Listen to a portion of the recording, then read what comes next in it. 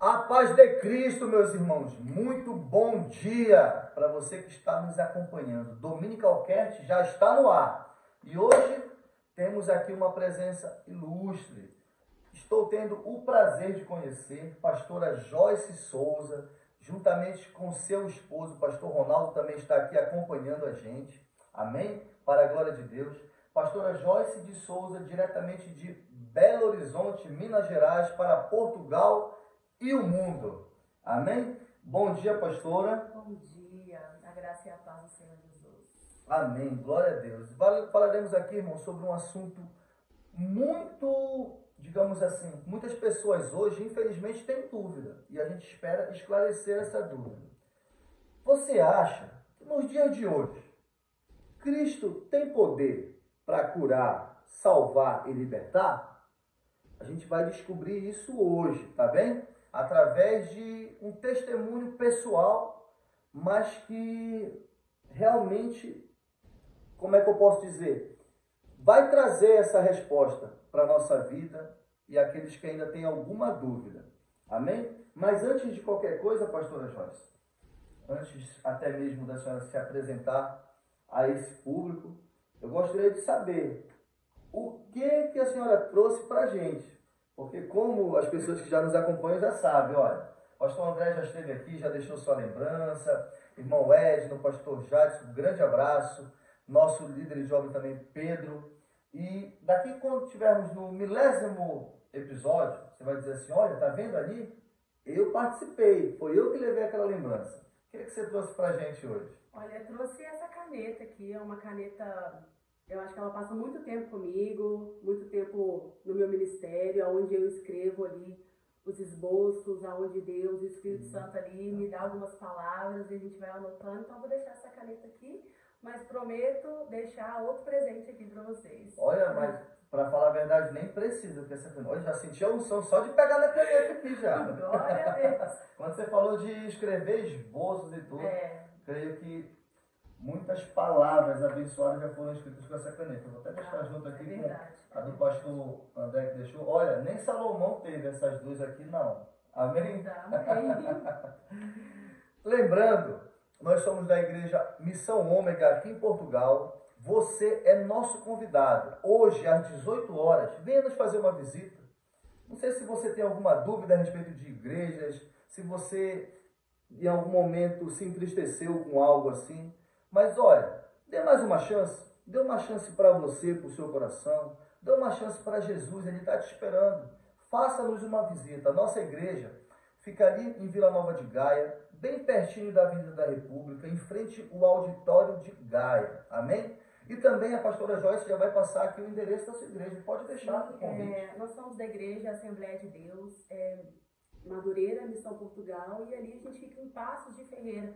Então, se você digitar ali no Google, ali, olha, Assembleia de Deus Madureira, ali vai te dar as referências ali aonde nós estamos, em Passos de Ferreira. Você digita ali e vai te levar direto ali.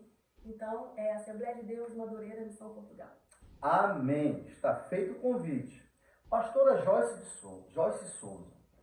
É uma pergunta que eu não posso deixar de fazer. Uma rápida introdução, eu gostaria que você dissesse para a gente. Quem é Jesus Cristo para você? Essa pergunta eu costumo fazer para todos que sentam aí, porque é algo muito particular, né? Todos nós temos assim um relacionamento íntimo com Cristo, algo pessoal. Então, de uma forma bem rápida, diga para a gente, para quem está nos assistindo, quem é Jesus Cristo de Nazaré para você? Bom, talvez eu dizendo pode ser assim, isso é muito óbvio, é muito falado, mas se eu fosse resumir quem que é Jesus na minha vida, eu posso chamar ele de, sim, o libertador. Porque, quem é Jesus? Jesus é o meu tudo, Jesus é o meu amor, Jesus é tudo para mim. Mas Jesus realmente, ele é o libertador. Jesus é o que tem o poder para salvar mesmo. Graças a ele, nós estamos aqui. Graças ao sacrifício dele, de nos libertar, porque a palavra do Senhor vai dizer que se o Filho vos libertar, verdadeiramente sereis livres. João 8,36. Então, assim, Jesus foi o que me libertou. Colossenses 1,13 vai dizer assim, que ele nos tirou do cativeiro para que nós venhamos servir no seu reino, no reino do Filho. Então, sim, quem que é Jesus? É aquele que me salvou. Amém. É aquele que me salvou. Temos um spoiler já aqui então. Quer dizer que ele salvou. A gente já está descobrindo que Jesus tem sim poder para salvar, não é? É verdade, é verdade. Mas, pastora Joyce, veio aqui, né, que você veio de Belo Horizonte, Minas Gerais, agora em Portugal, juntamente com o seu marido. E como que foi assim essa vinda para Portugal?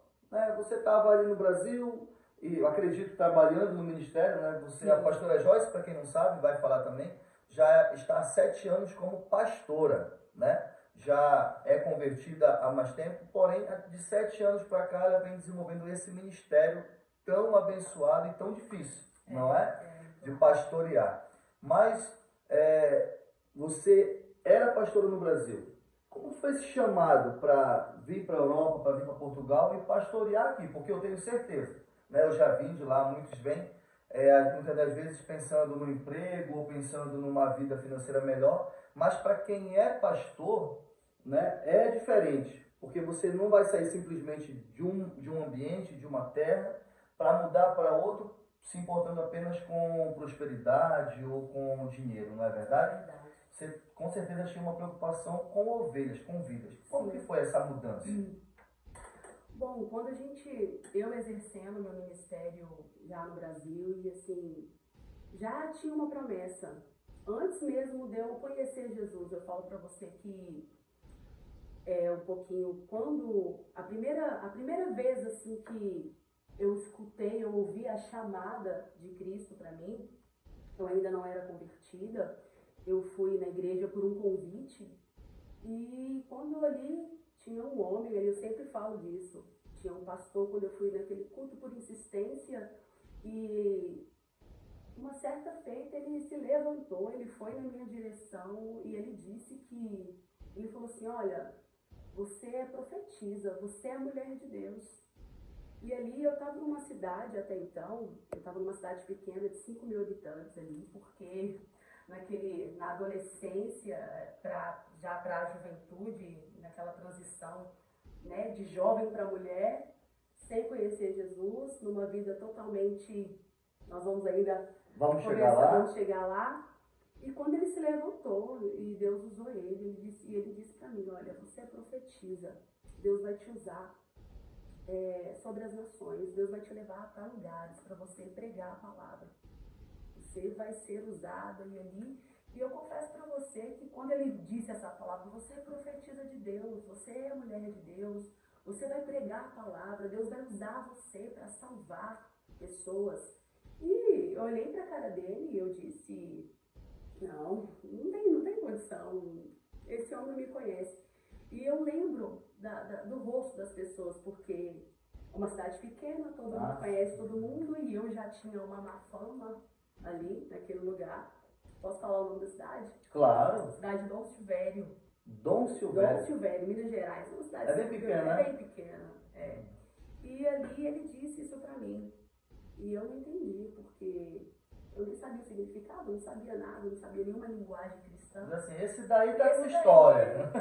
Tá com história, eu acredito até as pessoas que estavam ali. Duvidaram. Eu própria duvidei, imagina, as outras pessoas. Até começar, passaram assim 15 anos. Até eu me converter, até eu começar a se cumprir o que ele profetizou.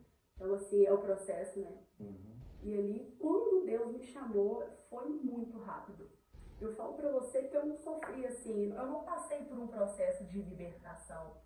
Aquele processo não, foi assim rápido, foi quando um pastor orou, e ele orou e ele disse, eu conheço um Deus, e eu sirvo um Deus que quando o cego via na hora, o surdo ouvia na hora, o paralítico andava na hora, e ele profetizou, e a partir daquele momento, nunca mais ali eu fui a mesma pessoa.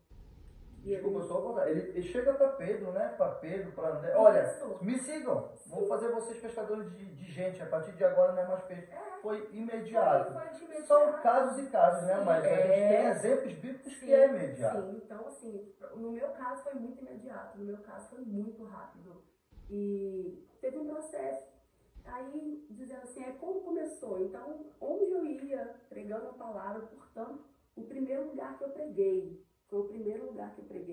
foi dentro de um ônibus. Foi minha primeira chamada, foi ali que eu falei assim, não, aqui é o meu lugar.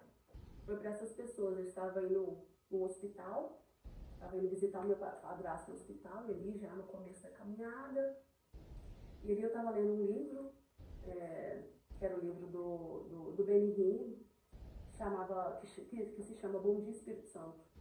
E ali eu estava fazendo um devocional. Estava fazendo um devocional ali no caminho. E ali o Espírito Santo começou a me tomar dentro desse ônibus. E ali ele falou comigo, como ele falou para Pedro, e o Espírito Santo falava assim, você me ama? E eu dizia para ele, eu te amo. E ele perguntava, ele me constrangia, perguntando se eu amava. E quando ele perguntava para mim, o Espírito Santo dizia assim, você me ama? Eu falava assim, amo, eu te amo. E ali eu comecei ali a proclamar o meu amor que eu sentia por Jesus naquele momento. Ele disse para mim assim, olha para trás, eu estava bem na frente, ali bem perto do trocador, quando tinha trocador ainda, né? Bem perto do trocador, e ele disse para mim assim, olha para trás. E quando eu olhei para trás, ele me perguntou novamente se eu amava. Eu falava assim, Senhor, eu te amo, Senhor, eu te amo. Ele falou assim, pega para esse povo.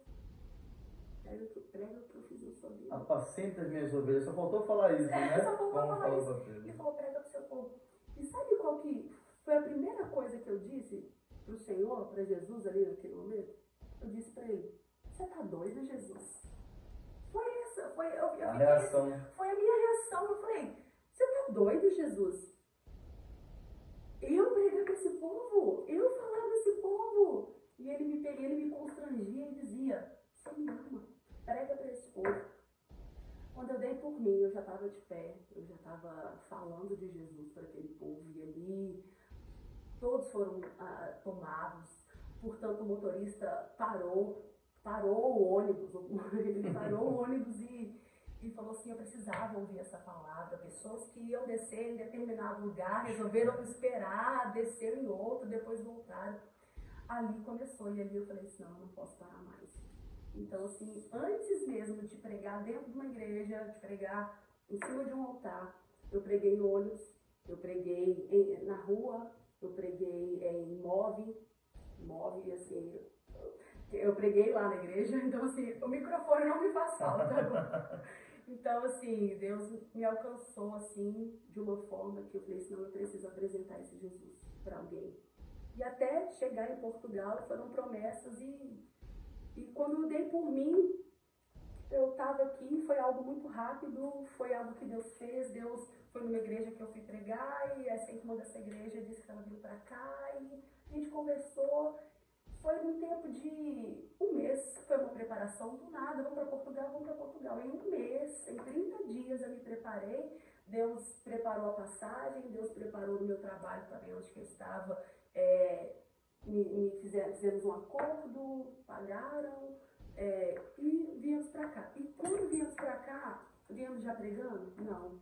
Eu vim para cá no auge do meu ministério? Não, porque antes de eu vir para cá, eu tive tipo uma queda ministerial mesmo no Brasil, até Deus começar. E quando eu cheguei em Portugal, eu não estava naquele auge de pregar, de evangelizar, por algumas circunstâncias, que se for viável a gente fala sobre isso aqui. Mas quando eu cheguei aqui, eu questionei a Deus e falei assim, Senhor, eu estou aqui. E eu fui questionar a Deus da promessa. Eu vou te levar para fora do Brasil, você vai pregar e tal. Mas quando eu cheguei aqui, parece que eu estava totalmente fora do chamado, totalmente fora do ministério. Porque muitas das vezes, quando Deus nos faz uma promessa e nós geramos expectativa, é aquela questão da expectativa e da realidade. E quando eu tinha uma expectativa do que Deus falava, mas só que a realidade que eu estava vivendo não condizia, não combinava com a promessa. Não combinava. Então, assim, até começar a exercer o chamado aqui, já tinha quase um ano. E o processo de igreja, de adaptação, é totalmente diferente a forma que você exerce o seu chamado no Brasil, para um país que não conhece Deus da forma que você conhece, não recebe Deus da forma que devia ser. E Hoje estamos aqui exercendo, nós não somos pastores de frente, mas estamos, né, ajudando, auxiliando na cidade de Aldeia Dourada. E hoje eu estou no centro da vontade de Deus. Hoje eu estou no centro da vontade de Deus. E eu costumo dizer, o processo é o mais difícil. Nós devemos suportar o processo. Então, o processo para chegar aqui, às vezes, o processo não condiz com a promessa. O resultado sim, né? Sim, então assim, às vezes, eu sempre costumo dizer isso, às vezes Deus não precisa de circunstâncias favoráveis para agir na nossa vida. Então, hoje estamos aqui exercendo, mas foi um processo muito difícil, foi um processo terrível. E que tudo que a gente viveu aqui não condizia, não combinava com o que Deus estava falando. E parecia que a gente estava no lugar errado, de forma errada. Chegou a se questionar algo assim? Claro, com certeza. A gente se questiona e fala, né? E fala, Senhor, não era assim, não foi assim que eu pensei. Mas a ótica de Deus é totalmente diferente da nossa. O tempo dele, né? O tempo dele é diferente. Mas a gente, desculpa falar, mas é bom a gente entender e ver, né? É recompensador ver depois que se cumpre. Sim, não é? Independente da circunstância, do caminho, sim, de como foi o processo, como você falou, a palavra de Deus ela sempre vai se cumprir, as promessas se cumprem, né? Sim. Eu falo para você que é algo assim bem forte, porque eu sempre tive uma promessa de sair para fora do Brasil. Eu estava firme, constante ali. Mas quando eu cheguei a vir para Portugal, eu posso te falar com você, eu não falo desviado, porque desviado não vai à igreja, desviado não ora. Mas assim, eu estava fria espiritualmente. Então assim, na linguagem popular, eu estava praticamente desviada. Então eu vim totalmente fora do contexto de Deus. Eu vim totalmente fora do contexto que Deus havia me dito o que faria comigo fora do Brasil. Então, eu vou te falar com você. Eu falo Portugal porque eu estou aqui, mas se nós não vigiarmos, é um lugar que você esfria, é um lugar que alguns eu já ouviram dizer, é um lugar que mata crente, é um lugar que você revela a sua identidade. Olha, uma coisa, para até compartilhar com vocês de casa, aconteceu comigo mais ou menos o que aconteceu com você. Porque antes de eu vir para cá, eu também já sou crente há alguns anos, né? Eu estava até comentando com o casal que eu morava, né, nós morávamos em Maringá. Mas ali foi um momento que Deus me abençoou assim, muito financeiramente, né? O meu trabalho lá eu prosperei muito rápido. Porém, eu não tinha tempo de cultuar, eu não tinha tempo de ir para a igreja, não tinha tempo de estar na igreja. Era de domingo a domingo. Folgava na terça-feira não tinha programação. E aí, é aquele negócio, você pega uma brasa, tira do braseiro, ela vai apagar, ela vai, né, diminuir a sua intensidade. Então eu esfriei também, E quando foi para vir para cá, o pastor até falou para mim assim, por telefone, esse irmão venha preparado, porque aqui em Portugal é difícil, aqui é muito trabalho, né, às vezes a gente não tem tempo e acaba matando, né, esfriando de uma forma que você não tem ideia. E eu ficava pensando naquilo, né? Mas Deus ele foi tão misericordioso, pastor, que quando eu cheguei aqui, aconteceu o contrário. Mesmo na correria que a gente sabe de migrar, né, nessa loucura tudo. Mas olha, aqui é um momento onde eu me sinto mais próximo de Cristo, né? Aqui realmente Cristo ele se tornou o centro, né? Quando você se envolve com a obra dele, não é estar envolvido, não é estar dentro da igreja, mas se envolver com a obra, né? Estar preocupado em servir no reino, em falar da palavra e tudo. E foi o contrário, meus filhos, né? Graças a Deus, a minha esposa envolvida dentro da obra do Senhor, né? Sim. Meus filhos aqui aprenderam a tocar, para estarem ministrando no louvor da igreja. Então, tem sido, Portugal para mim, tem sido muito bom em todas as áreas, mas principalmente na área ministerial. Glória a Deus, sabe? Mas é assim, deve ser porque eu também estava num momento, né, espiritualmente não muito legal ali, sim, no Brasil naquela época, e Deus ele preparou tudo, porque a nossa vinda para cá também foi muito rápida e só a graça de Deus para o que a gente está vivendo, que tem sido muito bom. Mas enfim, estamos aqui para ouvir a pastora Joyce, não podia deixar passar. É porque a gente pensa às vezes que acontece algo com a gente que é só com a gente, às vezes a gente até se culpa ou algo parecido, mas não. é mais comum do que a gente pode imaginar, Com certeza. né? E assim, pastora, o que eu queria saber também, né? Como você falou, a sua vinda para cá foi direcionada, né? Vamos supor, se ele demorou 15 anos, eu acredito que aí pelo menos há uns 25 anos atrás foi profetizado algo na sua vida, né? Demorou para se cumprir, mas se cumpriu e tem se cumprido, não é verdade? Que a palavra de Deus ela não mente. E pronto, aqui está, né? Trabalhando, envolvida com Cristo no centro da sua vida, né? No centro da vontade de Deus.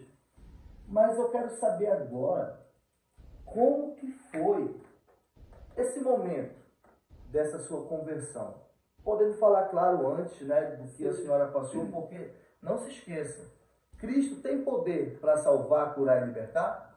Vamos descobrir agora, se você tem alguma dúvida. Eu gostaria que você compartilhasse. Eu confesso a vocês, e é bom também, que eu nunca escutei o testemunho da pastora Joyce, mas me falaram que é algo muito forte, é algo que eu tenho certeza que se você prestar atenção, vai falar ao teu coração, vai edificar a tua vida. E eu também quero ouvir agora. Pode compartilhar com a gente. Bom, eu sempre fui assim, eu sempre tive uma infância muito conturbada, uma vida muito conturbada. Então, assim, eu não tinha ali uma base, nunca tive uma base familiar, uma estrutura familiar.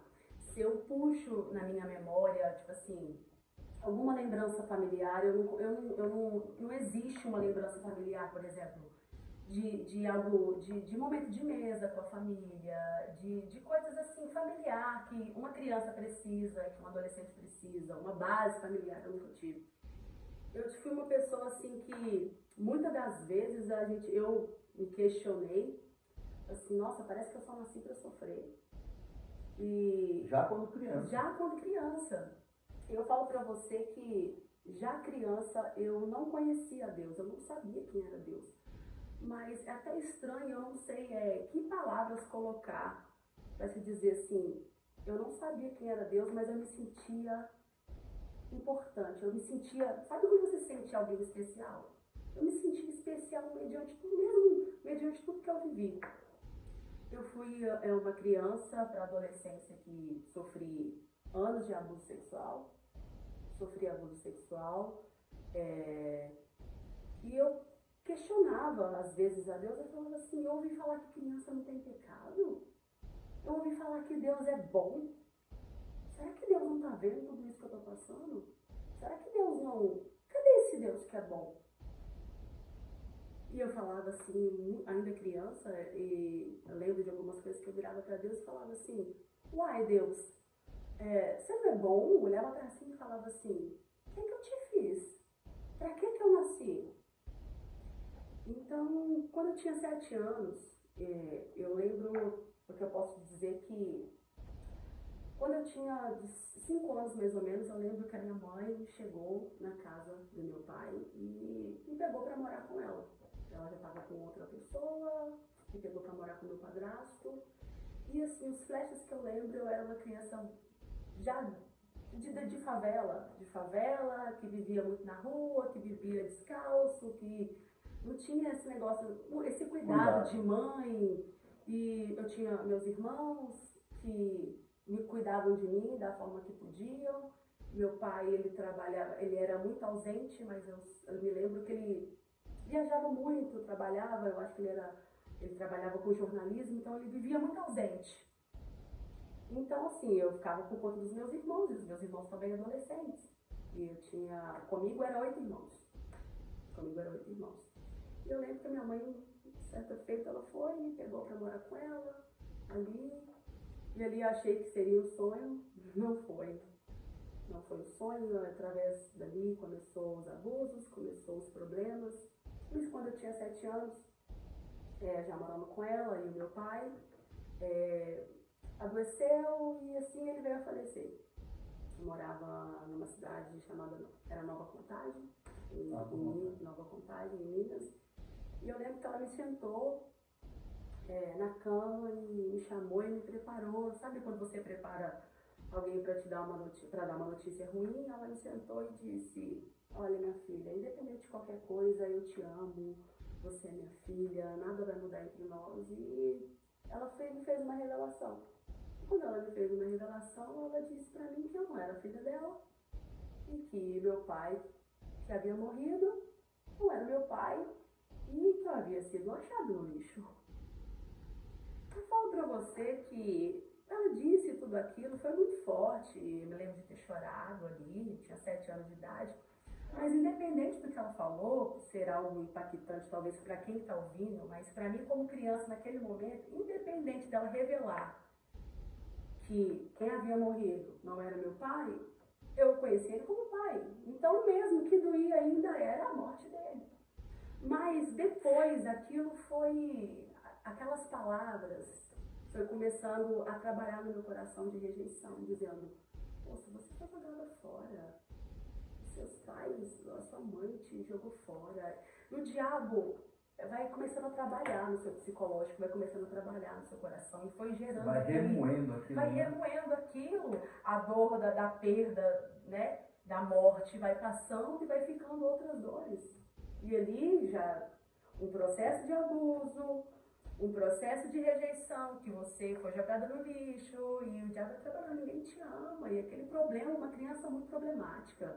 7 anos? É, uma criança infeliz, uma criança que olhava, né, para outras crianças, as outras crianças eram mais felizes, as outras crianças tinham tudo, as outras crianças eram amadas, e aquele que, por mais que talvez eu era amada, talvez pela minha mãe, mas eu não sentia aquele amor, eu me sentia órfã, eu me sentia sozinha.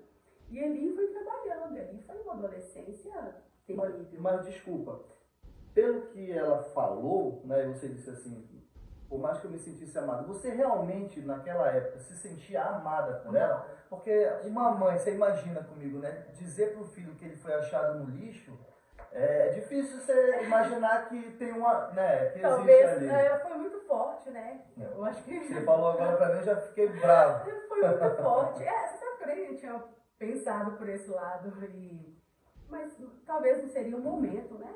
Mas 7 anos de idade ali, e ela me revelou isso. E foi um problema, então assim, tinha esse problema, essa notícia que eu havia recebido, e ali gera questionamentos na mente de uma criança. E gera sonhos, porque, por exemplo, você tá numa família, às vezes que você não queria estar nessa família. Caiu de paraquedas. Caiu de paraquedas ali, e às vezes a gente até pensa, por que foi outra pessoa que me achou? Por que não são outras Podia pessoas? Ter sido um Poderia ricão. ser um rico, né? É verdade. Criança pensa nessas coisas, Pensa. né? Claro.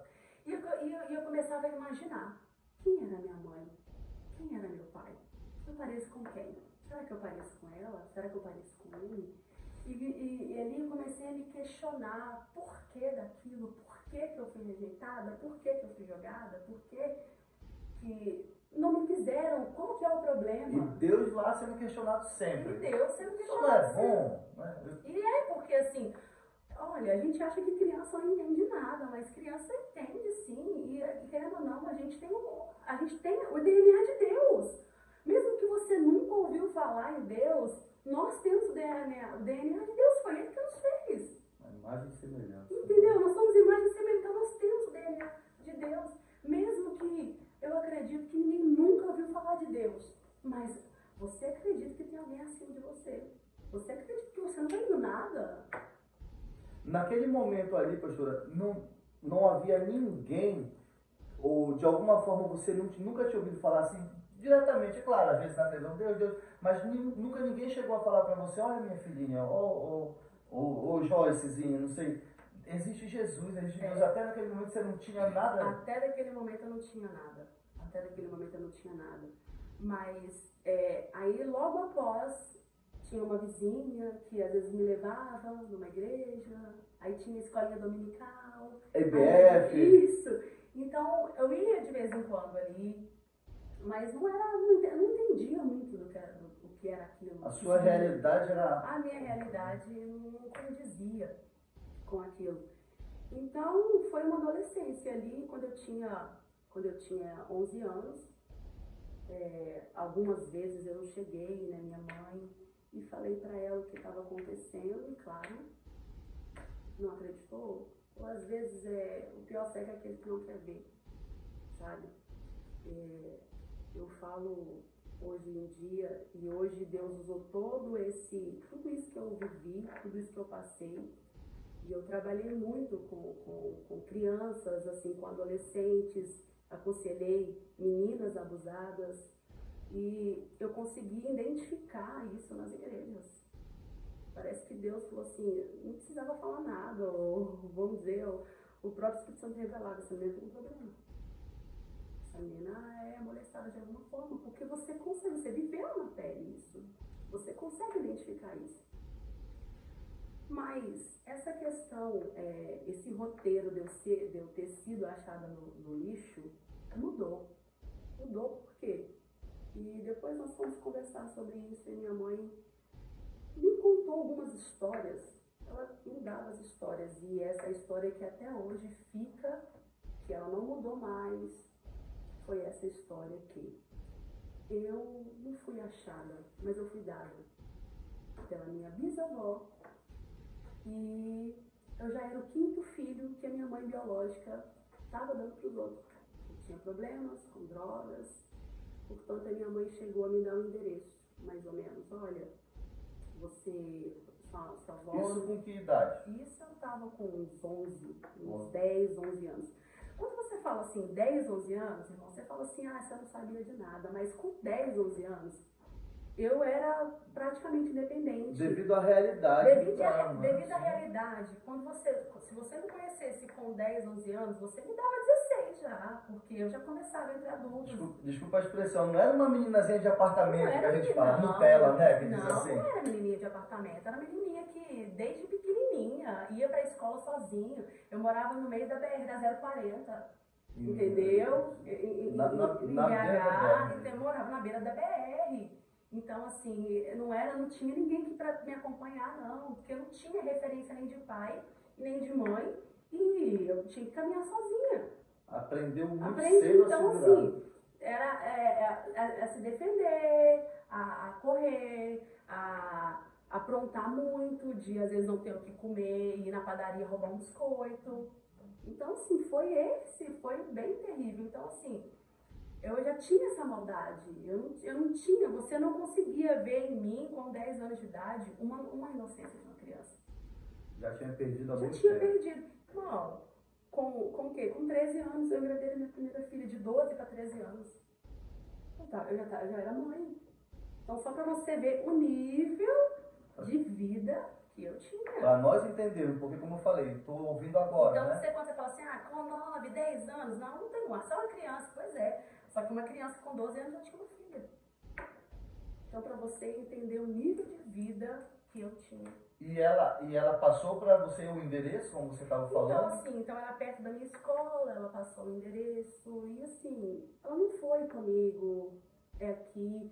E assim, até hoje eu penso, eu poderia ter ido no endereço errado, ela poderia ter me falado que é em tal lugar. Ela me explicou, olha, é assim, uma casa assada, é perto do tal, é um portão assim, é um muro assim. E eu lembro que eu fui assim, sabe quando você sai e você imagina o reencontro, como vai ser? Como sabe, ver nos programas, não é? Coisas assim que você fala assim, meu Deus. E eu cheguei nesse endereço, eu bati a campainha e eu lembro que por meses eu voltava lá. Batendo naquele portão e ninguém entendia. E até desistir. Nunca tinha ninguém? Nunca tinha ninguém, não. Nunca tinha ninguém. Sempre chegava lá. Eu lembro que todas as vezes que eu ia pra escola, eu ia naquele endereço. E eu sonhava com esse reencontro, eu imaginava. Falo pra você, hoje isso não é tanto, mas eu às vezes falo assim, quem sabe um dia, quem sabe. Então assim, eu não sei por onde começar, eu não sei como fazer, não é um assunto também que eu falo mais, não falo muito nesse assunto com os meus irmãos. E eu aceitei, e o meu melhor pai é Jesus. Eu não preciso, hoje ele preenche tudo que eu não tive dos meus pais, ele preencheu. Então, assim, esse vazio de carinho, de pai, de mãe, o Senhor Jesus conseguiu preencher. Então, assim, não é uma coisa que eu vou atrás mais, não é uma coisa que eu almejo mais. Entende? Que eu ansiava, eu queria saber, eu queria conhecer.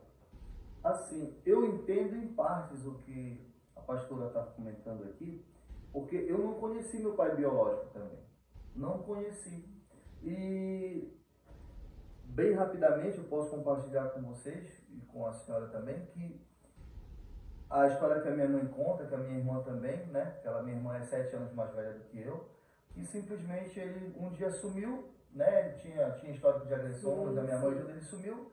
E a minha mãe tinha uma casa, né, na cidade, uma casa até boa, mas o oficial de justiça simplesmente chegou lá um dia e botou todo mundo para fora. Eu, minha mãe e a minha irmã. Eu era bebê de colo ainda, Sim. né? Porque ele tinha vendido a casa, simplesmente sumiu no mundo. E eu nunca mais o vi. Nunca mais, nunca, na verdade, eu nunca o vi, né? Quer dizer, eu vi quando era bebê, não tenho nenhuma memória, nada dele, né? Do meu pai. Aí se você pergunta para mim, poxa, Micael, isso te fez sofrer? Claro que fez. Né? Quantas vezes na escola, dia dos pais, tudo, né? Você não tá ali com teu pai. Tive um pai que ajudou a me criar, sim, na verdade tenho, mas é diferente. Aí você pergunta assim para mim, mas Micael, e como é que é hoje? Olha, eu posso falar que existe uma ferida, não é? Sim. E essa ferida, ela foi curada, sim, mas a cicatriz está ali.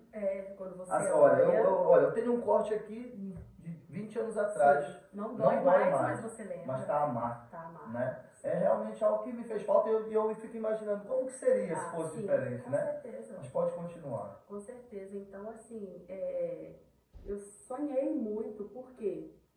Porque eu não estava dando certo, por exemplo, eu não estava dando certo naquela família. E talvez eu poderia ser mais feliz, eu poderia ser mais produtiva na minha família biológica, poderia talvez ser amada, que eu tinha uma necessidade de ser amada, eu queria ser amada, eu queria ser feliz. Acho que você pensava assim, pior do que essa não pode ser. Não é possível. Não é possível que é pior do que essa. Então... Aos 11 anos. E os abusos continuaram. Isso. Até os 11 anos, quando eu cheguei na minha mãe, falei, ela disse algo muito forte pra mim, que ela não teria ter acreditado e disse que eu estava apaixonada pelo meu padrasto. Era dentro de casa? Era dentro de casa. O abusador. Você tá apaixonado pelo meu marido. Aquela palavra foi assim, que é isso? Você tá ficando doida? Foi aquilo ali, eu saí de casa, com 11 anos de idade. Com 11 anos? Com 11 anos de idade, eu saí de casa. Eu falo pra você que eu dormia num cantinho ali, às vezes eu ficava durante todo o dia na rua. Eu queria perguntar, pra onde uma criança de 11 anos vai? Eu não consigo imaginar isso. Eu ficava na casa de um, na casa de outro, no meio com os moleques. Qualquer lugar estava melhor que em casa. E quando chegava à noite, eu ia pro quintal da minha casa, pra tentar ali dormir do lado de fora, tentava chegar pé por pé, porque era um lugar assim, seguro. Minha mãe não sabia que eu estava ali. Às vezes eu caçava um cantinho, caçava um lugar para me esconder ali, para passar a noite. E era uma coisa assim que eu não dizia para ninguém. Ninguém sabia que eu não estava na rua. Ninguém sabia que eu não estava mais morando com os meus pais. Às vezes eu tinha coleguinhas da vida louca, porque assim, eu falo pelo menos da onde que eu vim, da onde eu vivi. Ali da favela, da periferia, do aglomerado. Ali, assim, os pais ali, assim, às vezes têm uma vida conturbada, tem que correr atrás. Então, assim, os filhos se criam sozinhos, felizmente. Às vezes você tem que colocar o pão, a maioria são mães solteiras ali. Então, assim, os filhos, então às vezes eu ficava o dia inteiro, tomava banho, comia ali na casa de um, na coleguinha. Não tem como você pagar uma babá para cuidar do filho, senão o salário já vai, então, vai se virando. Então, ali pelo menos nas favelas, onde você é mãe solteira, onde você não tem ninguém com o seu filho, o filho se cria sozinho, com 9 anos, com 8 anos, o menino já sabe fazer comida, se vira, meu filho. Porque não tem o que deixar. Então, eu ficava ali, e quando era de noite, às vezes eu voltava num cantinho, porque eu não podia dormir ali, e os pais estavam em casa com essa menina. Cadê o pai dessa menina? Cadê a mãe dessa menina? E foi assim, hoje quando eu olho pra trás, eu falo assim, meu Deus, como eu sobrevivi a isso? vergonha de falar que Tinha sido, digamos, isso, expulso pela mãe, algo assim. tinha vergonha. E a minha mãe também falava, porque eu dava muito problema, eu era muito problemática. Ela falava assim, olha, como se diz, olha, dentro da minha casa vai ser assim. Ou é assim, ou você casa, ou é normal. Se E não tá você bom pra conseguiu você, continuar estudando ou não, nesse período? ia pra escola de vez em quando, e ali, como que era o dinheiro? Catava latinha, catava ferro velho, acredite você ou não, capinava lote. Às vezes tinha alguns vizinhos mais próximos, assim, arrumava a casa, um dinheirinho ali. E era altos e baixos. Quando a polícia me pegava, eu era menor de idade, devolvia pra casa, ficava um tempo em casa, depois ia. Então, assim, ficava um tempo, depois pegava. Era uma montanha-russa, era uma loucura. Era uma loucura. Então, assim, eu tinha os meus irmãos, e às vezes eu fui morar com alguns deles, não dava certo. Ninguém me aguentava levar isso. Ninguém me suportava. Hoje eu até falo, ninguém aguentava o tipo de criança problemática que eu era. Ninguém queria esse problema, né? Eu era o problema. Ninguém queria esse Eu era o problema. Então, assim, ninguém queria esse problema. E outra coisa, eu não era responsabilidade deles. Entendeu? Ninguém queria esse problema, meus irmãos não me queriam, minha mãe não me queria. O pai tinha falecido. O pai não tinha falecido, ninguém queria. E aí o mundo me abraçou. O mundo me abraçou. E quando o mundo me abraçou, foi droga, foi prostituição, foi roubo, foi tráfico de drogas. Isso com... Isso já começou. 11 anos já foi pro Dopcard lá, que era tipo uma FEBEM. E ali eu fiquei 3 dias ali. Por quê? Porque eu e umas adolescentes invadimos uma casa, roubamos um tanto de trem velho, tapete, um tanto de porcaria velha. E o dono da casa descobriu e já foi bater no meu endereço. Coisa velha, imaginou só pra fumar, agora pra droga. Nossa, eu não levei nada, eu só ajudei a carregar e pra onde que foi eu nem sabia. Porque eu era aquela Maria vai com as outras, sabe? Tô entendendo. Era uma Maria vai com as outras, eu era, desculpa a expressão, a fodona. Eu duvido que você faz isso, duvido, eu vou lá e faço. Eu era... Então, eu lembro que eu tava em casa e a polícia foi procurar e a minha mãe, pode levar. Já sei quem é, vem buscar. Pode vir, pode levar. E depois do Dopcard, de lá, eles te levam para um abrigo de meninas e ali depois você se vira.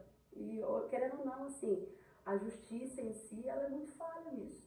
Portanto, quando eu saí do Dopcard, eles me perguntaram aqui, aonde você mora? Eles te levam em casa. Quando eles te levam em casa, eu disse que eu morava esqueci o nome do lugar onde eu morava, mas eram umas meninas que eu tinha conhecido no próprio Dopcard lá. Ah, vamos pra lá, vamos ficar lá comigo. E olha, eu falei, e ela era o pai dela, eu falei que era meu pai.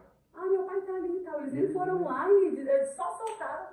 Tchau. Esse Dopcard, só pra gente entender, é como se fosse uma casa de custódia para adolescentes. Isso, era uma casa de uma prisãozinha mesmo, não era nem uma casa, porque você vai pra esse lugar, tipo grade mesmo, tudo fechado, e depois eles te encaminham pra uma casa. Ah, é algo intermediário, digamos assim. E você ficou lá 3 dias? Eu fiquei lá uns 3 dias. E depois e depois fui pra essa casa. Nessa casa eu fiquei durante uma semana. E eu fiquei esse determinado tempo e depois eles me levam pra casa. Me levam pra casa, eu não fui pra casa. Eu falei que morava num lugar e nada a ver. Ali eu fiquei um tempo até não dar certo lá e voltar pra casa. E só assim, olha, uma vida cigana, sabe? Uma vida... eu não tinha nada a ver, irmão. Sabe? Uma vida nômade mesmo. Nossa, era terrível, sabe? Você não tinha sossego, você não sabe o que você ia comer no outro dia. Quando se fala de graça, que nós vamos falar daqui a pouco, é o contrário, é uma desgraça. É uma desgraça total. Uma vida desgraçada mesmo.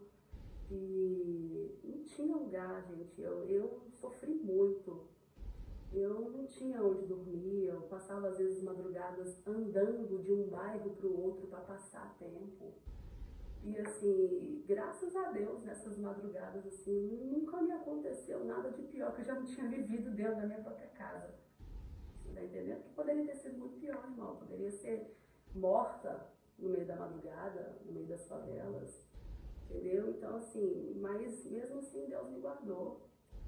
Existia um plano para Existia um plano, até que eu ainda menor de idade, até chegar nessa cidade pequena, onde o primeiro o pastor Paulo, eu costumo dizer que ele era o negão da C&A, sabe? Que ele era aquele, isso, negão, aquele magrelo, aquele preto reluzente, careca, e ele profetizou assim com toda a autoridade. Mas calma, vamos já chegar lá, quero saber como é que a gente vai chegar nessa igreja.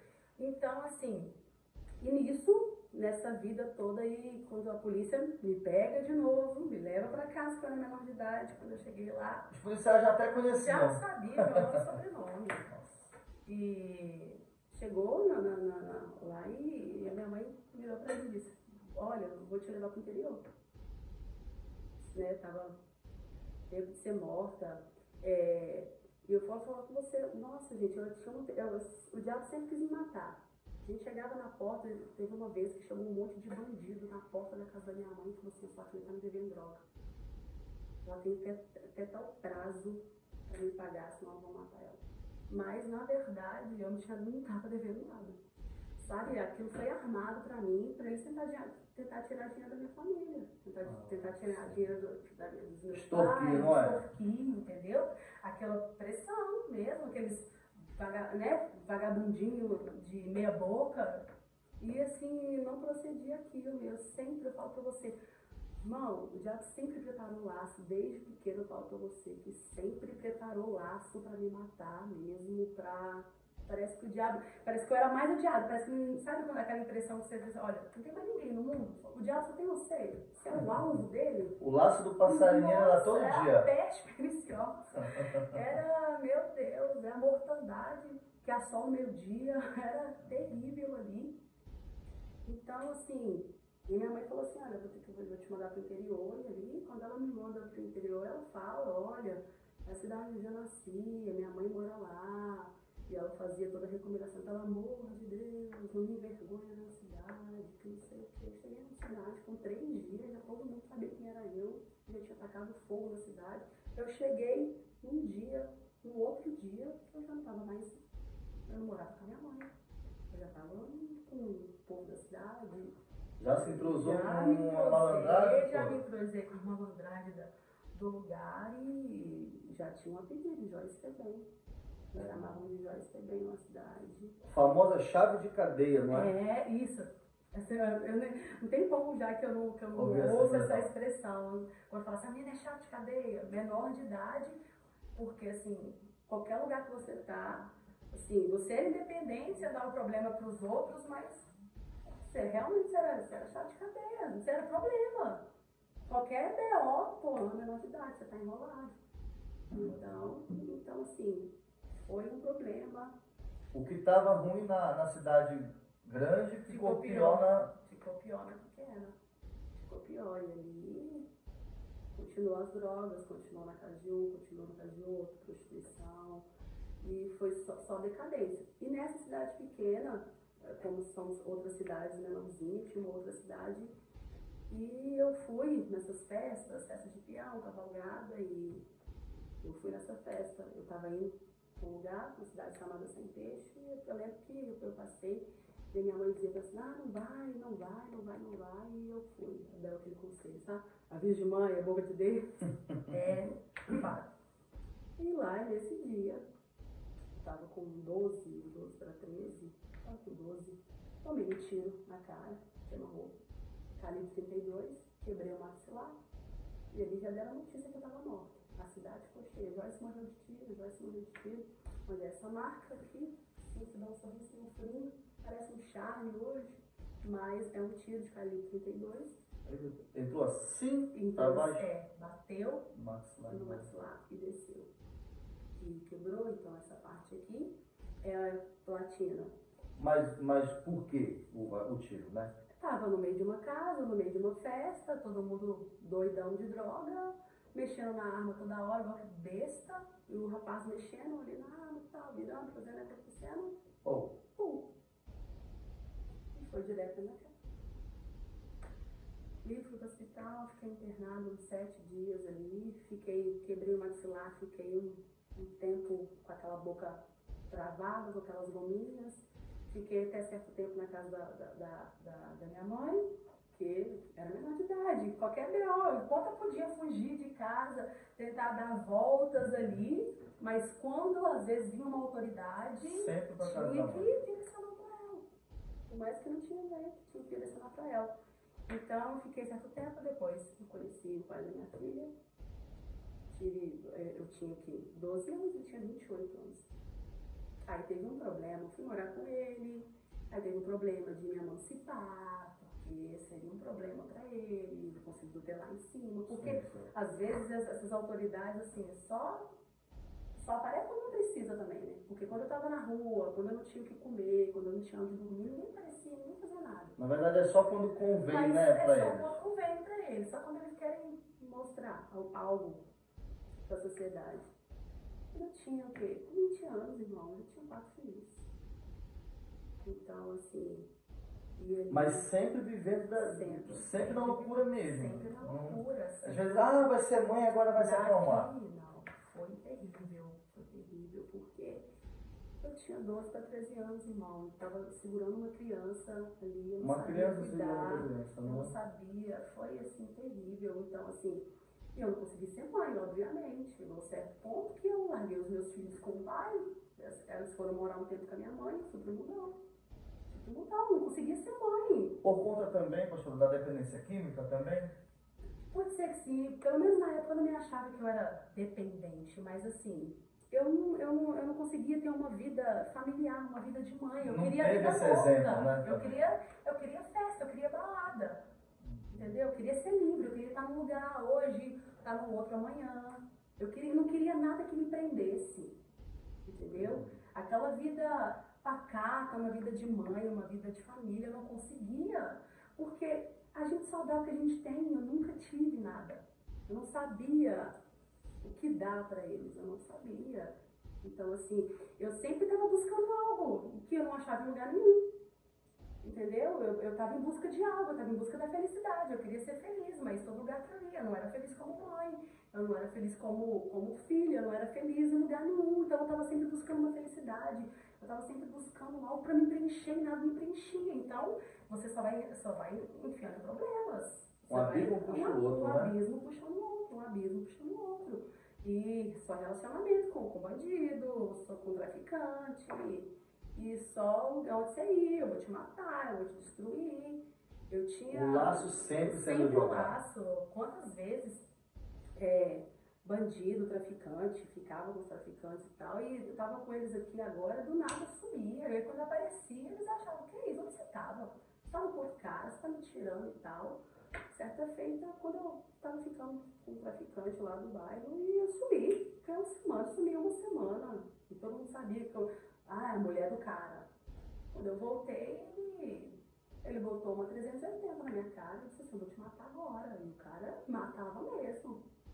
E ele digamos assim, me difamando, não é? Ele virou pra mim e falou assim, você tem medo de morrer? E eu falava assim, não, irmão, eu tava morrendo de medo de morrer. Eu tava cagando de medo. Só que parece que o diabo usava a minha boca mesmo. Ele falava assim, você tem medo? Ele botava assim, né, botou na minha cara e falou, você não tem medo de morrer? Você não tem medo, eu vou tirar você agora. Eu falava, não. E aí, eu não sei, Deus segurou a mão dele, porque ele é homem não. Vezes eu vi ele dando um tiro na minha cara ali, falei assim, é hoje. E eu acho que às vezes talvez era o que eu queria, né? Às vezes porque a pessoa quando tenta um suicídio, porque eu passei por esse processo, tipo... Eu até anotei aqui que eu ia perguntar para a senhora. Em algum momento, você pensou em suicídio? Várias vezes. Eu ia em certos lugares, eu ia para aquelas usinas de hidrelétricas altas, onde tinha um monte de água, para pular dali, para acabar com a minha vida. Já tomei vários remédios, pegar aquele tanto de remédio. Minha mãe não só pensou como tentou, então. Tentei, com certeza. Da minha mãe tomava muitos problemas de saúde. Eu podia pegar uns 20 remédios de uma vez e tomar tudo e não acontecer nada comigo. Eu só dormir, acordar, e eu falo pra você que... Ainda tô aqui. Exatamente. De eu acordar, eu assim, poxa, eu não morri. E me sentir frustrada por não ter morrido. E hoje eu falo com você, quem procura o suicídio, quem tenta o suicídio, não é nem que ele quer morrer de verdade, mas ele tem um sofrimento tão grande, um sofrimento tão terrível, um vazio tão terrível dentro da alma, que a mente, a única solução é a morte. É como se você morresse e os seus problemas acabassem. Se você morrer, acabou o choro, acabou a dor, acabou o sofrimento, acabou tudo. Então você morreu, acabou, você tem paz. Hoje nós sabemos que é o contrário. Se você tira a sua vida, filha, é o sofrimento eterno. Entendeu? E é isso que o diabo, por isso que o diabo trabalha constantemente. Aí se mata, ninguém te ama. Olha, se você morrer, vai acabar com o seu sofrimento, entendeu? Satanás e os seus demônios, ele vai influenciando a mente dos adolescentes, porque hoje os adolescentes, assim, quem não conhece a Deus, eles vivem frustrados. Infelizmente, eles querem parecer com o que eles estão vendo na rede social, eles querem ter o que a rede social aparenta, que é bom, que é legal, entendeu? Então, assim, eles vão ficando frustrados. Hoje vivemos uma geração, naquela época já era difícil, hoje você vive numa geração mais ainda que você não, a ausência dos pais. Os pais vivem trabalhando, trabalha porque hoje os filhos têm um iPhone cedo, têm bicicleta, tem todos os brinquedos de marca, tudo que lança, tem, porque os pais trabalham. Eu vou dar o melhor pro meu filho, eu vou dar o melhor pro meu filho, e às vezes o melhor que você dá pro seu filho é sua presença. Entende? Então, assim, foi. Claro que nunca tive, eu sempre tive sonho. Ai, quero ter uma bicicleta, nunca tive. O sonho de ter uma Barbie, nunca tive. Uma festa de aniversário. Nunca tive. Fui ter festa de aniversário, eu sozinha resolvi fazer. Eu nunca tive uma festa de aniversário, sabe? Você chamar a colega, nunca tive isso. E isso vai te frustrando, isso vai te falar assim: que merda de vida é essa que você tá vivendo? E aos 20 anos, nessa realidade, com 4 filhos já. 4 filhos e nenhum morando comigo, até certo ponto. E esperança, acredito que já não existia mais nessa altura. Eu vou te falar com você uma coisa, eu tava morando, e assim, e eu era, bom, tinha um espírito cigano, você não tem noção. Por quê? Porque assim, igual eu te falei, eu tava em certo lugar, dava problema ali, e eu fugia daquele lugar e ia pra outro. Estava em certo lugar, dava problema ali, ou problema com relacionamento, ou problema com amizade, ou ali já não estava conseguindo tirar um sustento da onde eu estava, eu partia para outro. Sem problema nenhum. Sem problema nenhum. Só com a roupa do corpo. É só com a roupa do corpo. É, dessa forma, era só com a roupa do corpo. Eu não precisava, então assim, você vai pegando esses requisitos e depois que você se converte, irmão, para você se libertar disso, daquela né, independência que você tem, você não precisa de ninguém, você não precisa de nada.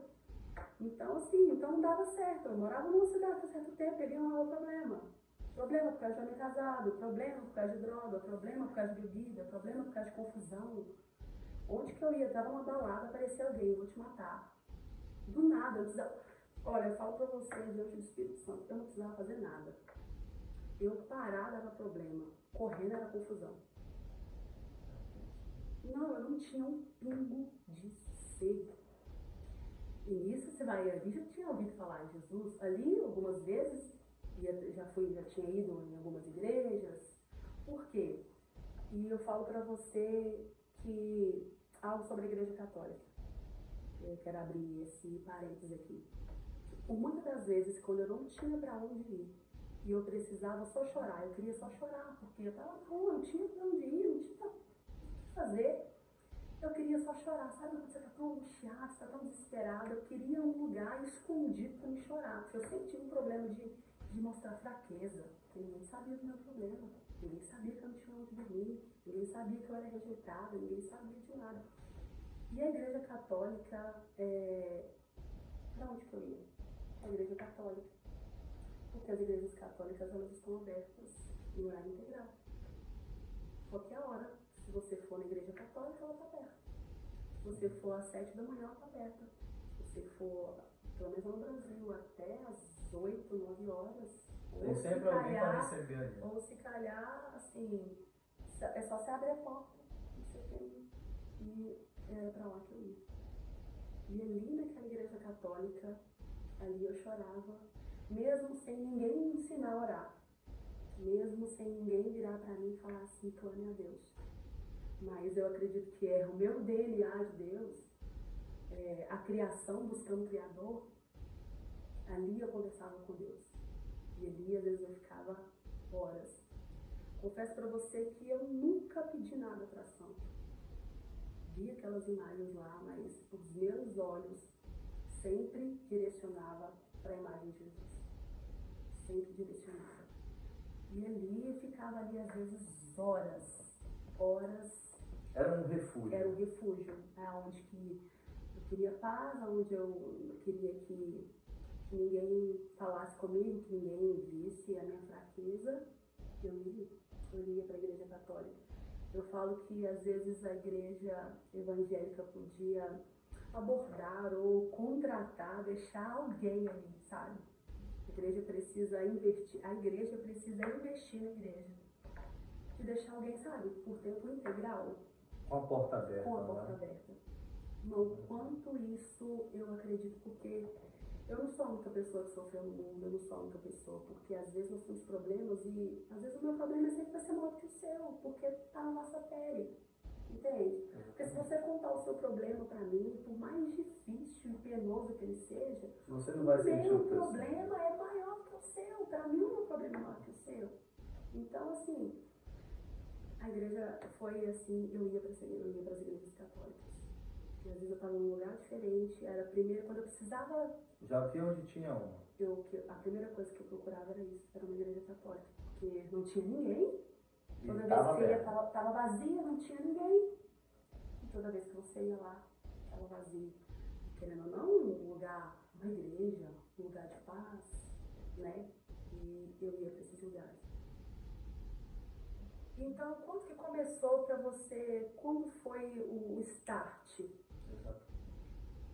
O start foi, eu estava morando... A gota d'água. A gota d'água. A gota d'água foi, eu tenho 4 filhos, são 2 de um e são 2 de outro. E nesse tempo, eu estava com meu filho mais novo, porque foi assim, eles moravam comigo, mas depois eu via num tempo, eu falei assim, não, essas crianças não podem ficar. E ali, querendo, os avós, né, os pais, querendo ou não, independente de qualquer coisa, eram bons pais. E querendo ou não por eles, mas, por exemplo, pela mãe deles, né, pela ex-sogra, via aquilo e falou assim, não, preciso pegar essa criança. E foi um dia que eu estava com meu menino mais novo, e eu falei assim, eu tinha cheirado durante toda a noite, e minha casa vivia cheia de gente, todo dia, cheirava todo dia. Eu olhei pro meu filho um dia, eu falei assim, simplesmente falei assim, isso não é um ambiente, não, que isso. Eu peguei ele, liguei para a avó dele, que era a minha sogra, e falei assim, olha, eu tô levando meu filho para aí. E ela me recebeu muito bem, e ela virou para mim e falou assim, olha, Joyce, eu sou seu filho, independente de qualquer coisa que você precisar, quando você quiser voltar para pegar ele, se você pega e tá, e ali eu deixei ele. Só tava com ele, então? Só tava com ele, os outros já tava, porque era assim, irmão, já tudo que eu tinha já tomava, tudo que eu tinha. E assim, você já não tinha nada. O que eu tinha de mais próximo ali era os meus filhos. Eu amava os meus filhos, amava os meus filhos. Portanto, às vezes, quando alguém ouve assim, você tem 4 filhos, cadê seus filhos? E antes, né, era mais frequente, tá em tal lugar, ou tá com o pai, e as pessoas viram pra você e falam assim, uma mãe, né? Geralmente a mãe é a leoa, a mãe larga tudo, mas não larga o filho. E as pessoas sempre me questionavam, mulheres sempre me questionavam, nossa, como você tem coragem de largar seus filhos? Eu não consigo ver sem meu filho. Só que quando a pessoa fala assim, a pessoa não conhece a trajetória. Não conhece, porque era melhor para os meus filhos. O amor para os meus filhos era grande, da forma que eles estavam melhor longe de mim. E eu vejo que, mesmo você não tendo, né, esse cuidado quando criança, da sua mãe, né, mas você em algum momento conseguiu enxergar, né, desenvolver esse amor, dizer assim, não. Como diz a história, eu não valo nada, é melhor ficar longe. Eu não tinha nada para dar. Por mais que eu amasse os meus filhos, eu queria a vida louca. Eu não conseguia dizer não para uma carreira de cocaína. Eu não conseguia dizer não, entendeu? Para um baseado. Entende? Eu não conseguia dizer não para receber um monte de gente na minha casa, balada. Eu não conseguia dizer não. Não conseguia ir sair pra balada e não chegar às 7 horas da manhã ou 3 dias depois. Estava consumida por aquilo, estava consumida pelo pecado. Estava consumida, escrava, né? Totalmente escrava, cadela de Satanás. Totalmente. Aprisionada ali mesmo, aprisionada. Então, eu fui, mandei o meu filho mais novo, foi morar com a avó e ali continuou a vida louca. Continuou, claro, continuou. Aí que piorou mesmo. Aí que eu fiquei livre. Só que um dia eu cheirei a noite toda e a casa já estava vazia, as drogas acabaram, a bebida acabou, todo mundo foi embora, não tem mais nada aqui. Quem ficou eu sozinha na casa. Na madrugada, uma abstinência querendo mais, não tem dinheiro para comprar. E o que eu fui fazer? Fui orar. Ali parece que eu chamei Deus ali. E eu disse para ele assim, olha, Deus, entra aqui. Senta aqui que a gente precisa conversar, a gente precisa conversar sério. Eu começava muita gíria com Deus, era o meu vocabulário. Eu falava, cara, se você não me libertar, eu vou pro inferno. E a culpa é sua, Deus. Eu falava assim, você pode mudar a minha vida. E se você não me libertar, eu vou pro inferno. Eu vou destruir a minha vida. E a culpa é sua. Talvez para quem me ouve agora pode soar uma falta de respeito com Deus. Pode soar assim, nossa, como é que você fala assim com Deus? Você pensa que você é quem? Naquele momento eu não era nada, mas naquele momento eu joguei toda a responsabilidade para Deus e acima de tudo, você foi naquela sincera, palavra, né? eu sou o quanto eu dependia dele. Entendeu? Talvez são palavras fortes, mas naquele momento, em outras palavras, dizendo hoje, falei assim, olha, só o Senhor pode me ajudar. Não tem mais para onde ir, não tem para onde correr. Em outras palavras, eu disse, eu sou totalmente dependente do Senhor. Para onde o Senhor quiser me jogar, eu sou totalmente dependente do Senhor. Se o Senhor não me ajudar, Senhor, eu não sei o que vai ser de mim. Não sei o que vai ser de mim. E isso veio da onde? Né? Foi, a gente imagina, né, pelo próprio Espírito Santo, mas eu pergunto da onde porque você não tinha esse contato de ouvir falar. Eu imagino você falando Deus, né? Não Jesus Cristo naquela época. Só não Deus, é, né? É Deus que é Deus, né? É só Deus, Deus, não sei o que, Deus, por quê? Era essa a questão. Era só Deus, porque eu falava com Deus assim, cara, véi, o que você quer de mim? Porque eu não pedi pra nascer. Falava com ele desse jeito. Pra que você me pôs no mundo? O que eu te fiz, Deus? O que eu te fiz? Sempre questionava. Eu queria dizer pra ele, falava pra Deus, o que eu te fiz? Eu matei alguém? Eu faço mal pra alguém? Aonde que eu vou? E ali eu comecei a me derramar diante dele. E imputei pra ele toda a responsabilidade. Falei assim, olha, eu não aguento mais. Esse B.O. é seu, porque foi você que me fez. Assim, sabe? Eu não pedi pra nascer, quase isso, né? Eu cheguei a dizer isso. Eu não pedi pra nascer, entendeu? Se você, Deus, se você, Deus, me pôs no mundo, então só se vira e muda a história. Mudou? Não. Teve um processo até... Mas essa noite foi um divisor já. Essa noite eu senti, eu sempre falo assim, que essa noite foi um divisor que eu senti que algo foi, uma chave virou no mundo espiritual, sabe? Porque quando a Bíblia vai dizer assim, olha, o Senhor diz, eis que estou à porta e bato, se você abrir, eu entro. Porque até então, eu não tinha convidado ainda ele, eu ainda não tinha entregado para ele, não tinha ainda confessado, dizer assim, olha, até então estava com a força no meu braço. Então, virou por quê? Porque naquele dia, eu abri a porta para ele entrar. Naquele dia, eu permiti, e naquele dia, eu fiz aquela oração desesperada, pelo amor de Deus, Deus. Naquele dia, eu abri abri a porta e falei assim, olha, pelo amor de Deus, entra aqui. E isso piorou a minha vida. Pra você que piorou. Aí que o diabo ficou bravo. Foi terrível. Naquele dia eu tinha que sair da onde eu estava porque eu fui ameaçada de morte. Porque eu tinha ficado com um homem casado, que até então eu não sabia, eu estava separado, e ele, nossa, foi terrível, misericórdia. Eu tive que sair daquele lugar, fui morar em outro lugar, até eu voltar de novo para Belo Horizonte, voltar para BH, e morar com uma amiga, que era como uma irmã, ali para mim. E ali eu conheci um pastor, que foi esse pastor que disse para mim, você não precisa de processo de libertação. Conheço Deus que te liberta hoje. E naquele dia, parece que eu estava numa lanchonete, onde essa minha amiga tinha essa lanchonete lá, e ele foi lá pedir uma vassoura emprestada. Ele foi pedir uma vassoura emprestada porque a vassoura quebrou e era um lugar que tinha muita terra e a vassoura dele quebrou e ele foi lá pedir uma vassoura, fui emprestei essa vassoura para ele e ele entregou a vassoura toda esguinguelada, que ele usou a vassoura de inchada, sabe? Sim. Eu falei, nossa, esse pastor.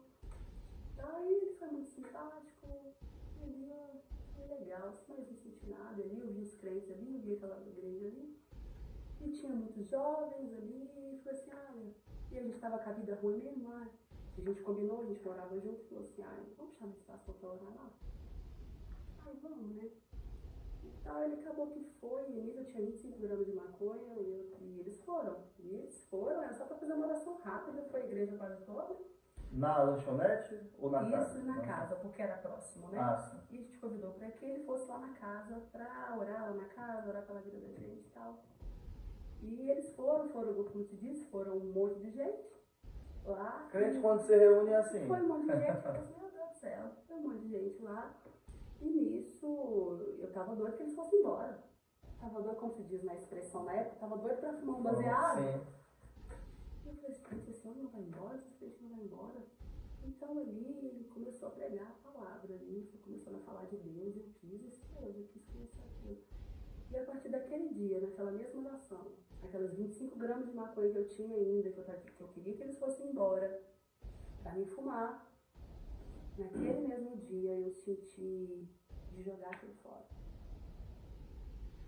Eu joguei aquilo fora, eu lembro que eu taquei na sanita, e sabe quando ali vai rodando, aquele papelete vai rodando, e você quase que vai... E depois que entrou, que deu descarga, irmão, me deu um arrependimento. Devia ter mexido a mão, não é? Nossa, e agora? E aqui, a partir daquele dia, eu parei de fumar. Eu fumava constantemente, eu fumava cigarro. A partir daquele dia, irmão, parei de fumar cigarro. Parei de usar droga. Mas até então, a oração que ocorreu, até então, você não sei se houve o apelo, você até então não entregou a sua vida. Não, eu entreguei minha vida.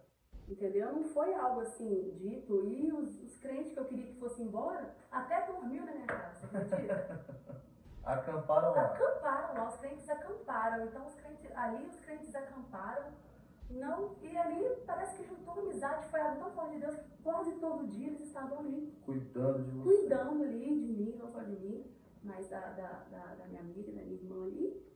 E ali eles estavam ali, e ali a gente começou a ir, e ali foi começando a gerar um interesse, irmão, e apareceu uma missionária que era dessa igreja, missionária Késia. E ali eu trabalhava numa loja, estava trabalhando numa loja, e à noite eu descia para ajudar minha irmã no lanchonete, e ali ela foi conversando comigo e me fez jejuar. Olha, você tem que jejuar, sabe aqueles crentes canelinha, aqueles crentes... Ele começou a jejuar, e ali nós levantamos 3 dias de jejum, só de água. Pensa, irmão, tinha 15 dias que eu tinha feito aquela oração. Eu tinha, sabe? E ela ali, ó, pegou na minha mão. E ela não soltou. Ela pegou na minha mão, ela não me deixava ir no banheiro sozinha. Isso foi algo assim, divisor de água, sabe? Ali ela pegou na minha mão, ali ela jejuava comigo, ali ela orava comigo toda hora. Do nada dava um estalo, vamos orar. do lado, vamos orar. E eu ia trabalhar de jejum, não comia nada, em silêncio ali, porque eu queria uma mudança de vida. Eu não aguentava mais a vida que eu vivia. Porque ali, até então, ali eu ouvi que Jesus podia mudar a minha história. Quando aqueles crentes foram na minha casa, ali eu senti algo, eu falei assim, não, a minha vida pode mudar. Esses 3 dias de jejum, acho que não foi um processo, mas esses 3 dias de jejum, casta de demônio, só sai com jejum e oração.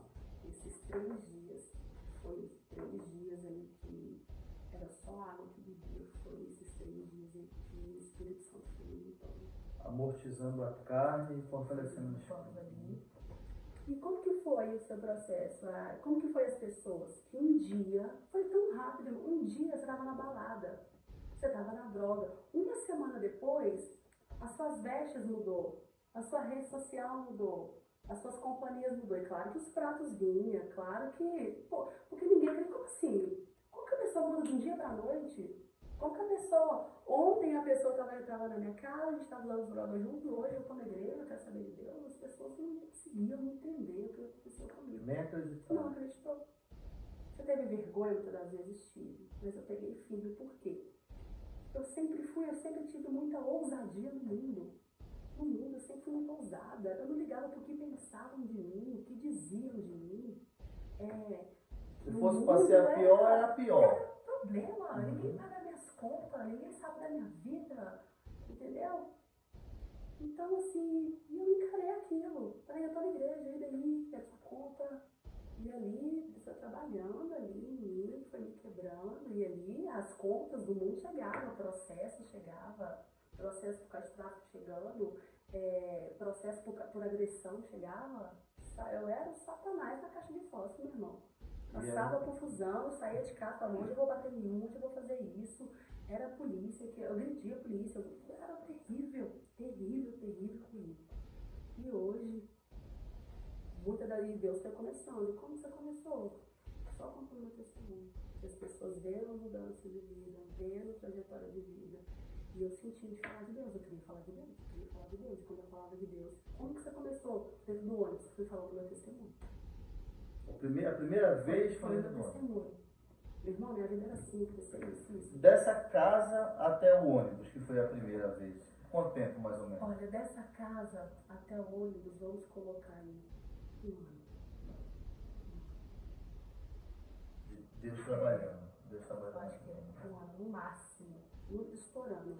Mas foi algo muito forte dentro daquele ônibus. Foi algo muito forte, foi algo muito forte.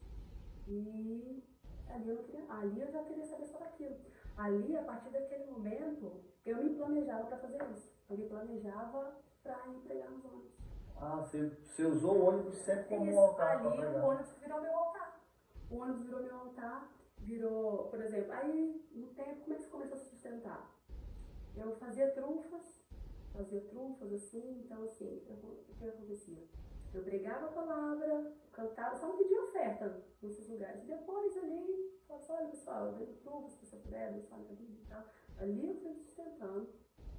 E ali começou, só pregar nesses lugares. E continuou na mesma cidade lá, nessa altura? Aí no caso, já estava em BH, comecei em BH e ali fiquei ali em BH até conhecer meu marido. E depois já foi feita, já tinha sido consagrada, já vivia no monte, e ali era propósito de pano de saco, irmão, não tinha vergonha. Eu ia trabalhar de pano de saco numa loja de roupa, você tem noção que loucura que é essa? E eu acho que Deus era tão fiel que ninguém falava nada. Apesar que a minha patrona nem ia na loja, né? Até eu mesmo que me pagava. Ele chegava, a gente pagava, vou me pagar aqui, tanto. Eles chegavam lá, viu só de pano de saco. Isso deve ser moda, isso? Os clientes? De pano de saco e descalça. Porque, no propósito, porque eu queria mudar a minha vida. Porque eu não estava aguentando mais. Não tinha mais lugar para mim, não tinha lugar que eu me encaixava mais. E eu queria Deus. Então, assim começou o meu testemunho, assim, foi através dos ônibus que gerou as agendas dentro das igrejas. Porque ali, muitas das vezes tinha pastor, missionário, algum líder de algum departamento da igreja, certa feita pegou meu contato. Você pode pregar na igreja? Tal. Nunca preguei placa de igreja. Eu não falava, eu sou de igreja tal. Não, eu falava de Jesus. Eu falava de Jesus e ali eu orava, ali Deus me usava nas revelações. Foi o primeiro lugar que Deus me usou para pregar revelação. E qual foi a igreja assim que você começou assim, que foi a sua conversão? Não sei se eu posso falar o nome da igreja aqui. Claro. Deus é Amor. A igreja que eu extremamente critiquei durante muitas vezes, porque aquele negócio que eles só oravam glória. Eu morava na minha casa, morei numa casa quando eu era criança, eu lembro que só tinha um pastor, né? Aqueles microfones muito alto. No grave. No grave, no meio da favela, ficava glória, glória, e só ficava no glória, glória, glória, glória, glória a Deus. Glória, glória, glória a Deus. E eu detesto, nossa, ficou chato e tal. E assim, a doutrina da Deus e Amor, pensando, pessoa totalmente libertinosa. E a Deus é amor, que isso? Não pode isso, não pode aquilo. No brinco, que? Um batom clarinho, base na unha, de maneira nenhuma. Esse é o quanto que foi difícil pra mim, eu consegui ficar um tempo ali, Deus trabalhando ali comigo ali, entendeu? Tipo, me disciplinando, por quê? Porque eu não tinha nenhuma disciplina. Nenhuma. Eu tava na igreja. Teve que ser bem rígido mesmo. Disciplina, e Deus sabe o que faz. Deus sabe o que faz. E então, assim, e nisso começou. Foi começando isso, e nisso eu fui pregar na onde? No centro de ajuda. Como é que fala? Onde tem centros de apoio para usuários de drogas. Sim. Então, centros de apoio para usuários de drogas. E eu pregar para aquele povo. Por quê? Porque eu fui usuário de droga. E liberta você, depois daquele dia, só pra gente pôr um ponto.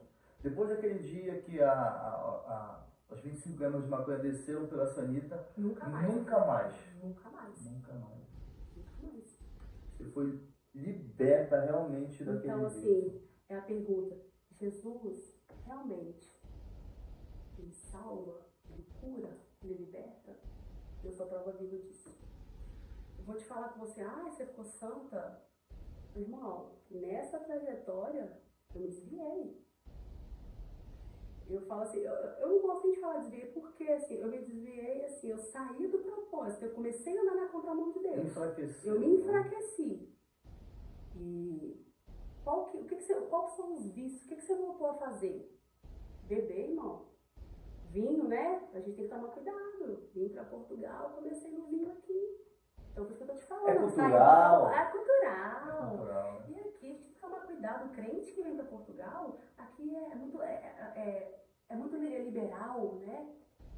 Então, a gente tem que tomar cuidado com essa liberdade. Eu tô no Brasil, não tem parente, no meu pastor, ninguém tá aqui. Tem um grande amigo que diz assim, ele vai saber quem que é. Não confunda liberdade com libertinagem. É verdade. Então, comecei nisso e comecei a fugir do propósito aqui. Comecei aqui. Isso que me fazia questionar Deus. Poxa, Deus falou que eu vim aqui pregar a palavra. Deus falou que eu vim aqui libertar. Influenciar, né? Não ser influenciada. Até, assim, Deus me pegar no eixo, falar assim, que é isso? Não. E a liberdade, eu falo assim, olha, quando eu falo assim, olha, que verdadeiramente sereis livres, Jesus vai dizer assim, olha, se o Filho vos libertar, verdadeiramente sereis livres, por quê? Às vezes o crente que vem pra cá, ele sai de foco, ele começa a se corromper com a cultura do país. Porque aqui o vinho é normal. Aqui muitas igrejas evangélicas, a ceia, são vinhos. Vem do Porto logo. Vem do Porto. Entende? O vinho, querendo ou não, o vinho, ele tem um significado muito forte na Bíblia, irmão. A Bíblia fala de vinho. O vinho é santo. O vinho cura. Salomão vai dizer sobre o vinho que quando você está triste, o vinho alegra o seu coração. Então, assim, se você buscar algumas referências, você acaba invertendo algo para sua vontade. Usa para o que quer. Usa para o que quer, entendeu? Tudo é lícito, mas nem tudo convém. Então, assim, para mim é um problema. Eu falo para você, não sei se a gente pode falar em relação a vinho, eu não sou nada contra a quem toma uma taça de vinho, só que tem pessoas que talvez, ao meu caso, uma taça de vinho é um estágio de beber uma garrafa. E isso é um perigo, né? Entende? É um estágio de tomar uma garrafa. Aí um gancho nisso, você pega uma igreja com 40, 50 membros tomando a Santa Ceia, não é? Talvez aquele golinho, um pouquinho naquela hora, esse que é o problema. a pessoa, em vez de estar pensando no sacrifício, em memória, Sim, né? aí Que ele vai, não esse, faz sentido. Isso, é esse que é o problema. Então, assim, foi... Aí aqui eu comecei a entrar nos trilhos novamente, e quando voltando à questão da liberdade, você acha assim, aqui eu tô livre, eu posso fazer, ninguém vai saber e tal. Só que eu tendo essa liberdade aqui, eu não me sentia eu tinha essa liberdade, mas eu não sentia essa liberdade. Tá entendendo? Eu falava assim, não. Quando a Bíblia fala em libertação e as pessoas acham que ser crente é muito chato, ser crente você não pode beber, você não pode fumar, você não pode ir para festa, eles acham que nós, cristãos, nós não somos livres, nós somos alienados, você não pode nada, crente não pode nada, ao contrário, nós somos mais livres do que quem está no mundo. Nós somos muito mais livres. A gente pode dizer não para isso, porque não a é? gente consegue dizer não. Então, assim, se você olha, às vezes, para um cigarro, para um vinho, e você, por mais que você sinta vontade de tomar, por mais que você sinta vontade de fazer algo, e você consegue olhar para aquilo e dizer não, isso sim é liberdade, meu irmão. Porque se você não consegue dizer um não para uma bebida alcoólica, se você não consegue dizer um não para um vinho, se você consegue dizer um não para uma relação sexual fora do casamento, se você consegue dizer um não para lugares, isso é liberdade. Porque não existe liberdade em algo que te aprisiona, em algo que é mais forte do que a sua consciência. Entendeu? Então, assim, não existe liberdade em lugar e algo que te aprisiona. A liberdade é quando você consegue dizer não para algo que, mesmo que você queira, você tem a liberdade, você é livre para dizer não, não quero. Não quero me algemar a isso, não me prender a isso. Isso sim é liberdade. Então eu entendi o que é ser livre. Então, pastora Joyce, desculpa, vou até correr um pouquinho que a gente está Sim, claro. tempo, Sim. mas devido, você ouviu, eu ouvi, né? Confesso que foi muito forte para mim, a sua história é muito forte. Eu já tinha ouvido algumas coisas assim, mas como a sua história, como Cristo, ele trabalhou na sua vida, como Deus trabalhou na sua vida, né? Você falando, era para me ter morrido aqui, lançaram aqui, vendo realmente o laço do passarinheiro todos os dias, mas olha, ele te livrará do laço do passarinheiro, e todos os dias ali, como você falou da arma, Deus colocando a mão, porque se fosse para cá ou para qualquer outra direção, muito perto da fonte, muito perto. Então, sempre foi a mão de Deus cuidando, sempre foi a mão de Deus trabalhando com um propósito. Deus né? tinha um propósito. E assim, como você falou, através do seu testemunho hoje, você tem autoridade para falar para o dependente químico nos centros de ajuda, para mulher, né, para mulheres que foram abusadas de alguma forma. Tem solução, tem jeito. Sim, irmão. Jesus tem poder. Sim, ele continua toda a autoridade e todo o poder, né? Sim. Não só há 2000 anos atrás, quando ele veio aqui. Eu até é impossível não me emocionar falando disso, porque Cristo, ele continua operando nos dias de hoje. Sim, né? Ele opera, a gente tem exemplos não só bíblicos, como exemplos da nossa vida, exemplos de pessoas que estão do nosso lado. Irmão, eu te digo uma coisa, se teve jeito para mim, se teve jeito para a pastora Joyce, que deu esse testemunho aqui, tem jeito sim para você. Não se sinta, tem pessoas... A gente se sente, a gente acha que não tem jeito. Né? A gente se acha improvável, né? Se acha assim, indigno. É impossível. As pessoas que às vezes estão numa situação de uma prisão espiritual, assim, você acha assim, o meu problema impossível, não tem quem me ajudar, não tem para onde eu correr. Muitas vezes a gente pensa assim, realmente, não tem. Irmão, se eu gritasse para alguém, ele me ajuda, quem está consciente, às vezes, nunca me viu. Quem me botar para dentro? Trazer um problema para você. Nossa! Então, às vezes, o que hoje, o meu propósito hoje, e esse propósito arde em mim constantemente. Porque eu vim desses lugares, e é esses lugares que eu comecei a ir. Fui para as favelas, fui para prostitutas, para traficantes, para dependentes químicos, para as meninas abusadas, para moradores de rua. Irmão, tem dia que eu não tinha onde dormir. Eu tinha uma ronqueira de gato muito grande. Sabe, você viu aqueles gatos, aquelas ronqueiras que gato tem? Sim. Tanta friagem, sereno que eu tomava, eu respirava, roncava daquele jeito. Por quê?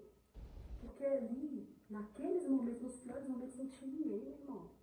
Não foi ninguém ali. Não tem ninguém ali. Então, assim, a igreja precisa se posicionar. Nós precisamos nos posicionar. Eu falo pra você que não foi ninguém nesses lugares. E são os lugares, assim, que eu mais amo ir. É nesses lugares aonde ninguém quer ir. É pegar guerras onde ninguém quer pegar. A gente ia pregar em igrejas. A gente pegou em muitas igrejinhas, o meu esposo ia comigo. Em muitas igrejinhas em aglomerados. Que as pessoas já sabiam ali o meu testemunho, sabiam quem eu era. E as pessoas chegavam lá, moradores de rua, drogados, iam lá, ouviam a palavra.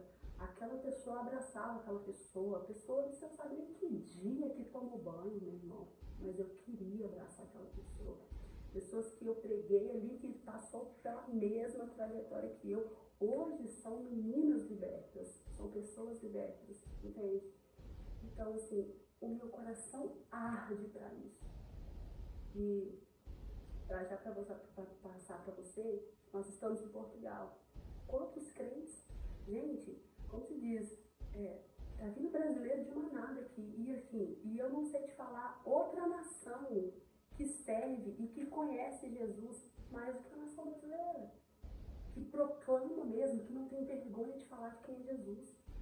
A Bíblia vai dizer assim, olha, feliz é a nação cuja Deus é o Senhor. Então, assim, o Brasil, hoje está terrível, mas assim, é uma nação que conhece Jesus de uma forma que Portugal em si não conhece. Então, assim, nós precisamos, eu falo, Deus, Ele quer Portugal. Deus, Ele me trouxe aqui, Ele te trouxe aqui, meu irmão, Ele te trouxe, não, talvez não para Portugal, aonde é que você esteja, mas o lugar que você está é para fazer a diferença. O lugar que você está é para ser a diferença. E hoje o meu alvo aqui, eu falo, é os portugueses. Os portugueses. Meu trabalho, eles me chamam até de benzedeira. Um dia eu orei para uma amiga lá, e ela foi comentar com a minha patroa, e ela disse, a Joyce me benzeu. E ela como eles conhecem. Como eles conhecem. Olha, tu precisas me benzer também, porque estou muito mal, pá. Aí eu falei, isso não é benzer, é orar. Então assim, gente, Jesus está às portas. Jesus está às portas. E é interessante, né? Como eu disse, as pessoas às vezes elas se acham indignas. Mas a palavra do Senhor, em Mateus, né, no capítulo 10, a gente falou sobre isso. O próprio Jesus, ele deu uma ordem aos discípulos, né? Capítulo 10, versículo 8, fala assim, olha, curai os enfermos, limpai os leprosos, ressuscitai os mortos, expulsai os demônios. De graça recebeste, de graça as dai. Pregai dizendo, é chegado o reino dos céus. Né? E Jesus, ele diz nessa mesma passagem aqui que ele veio para as ovelhas perdidas da casa de Israel.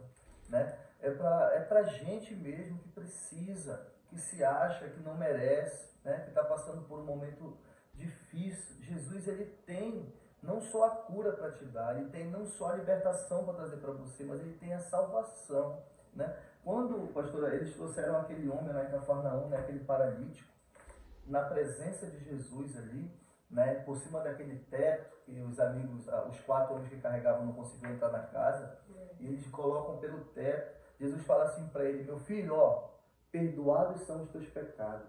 Naquele momento, Jesus, ele salvou aquele homem, a ponto das pessoas que estavam ao redor dizer assim, quem é esse, né, no pensamento, quem é esse que tem poder para perdoar ou para levar alguém para o céu, né? Os escribas ali ao redor, as pessoas.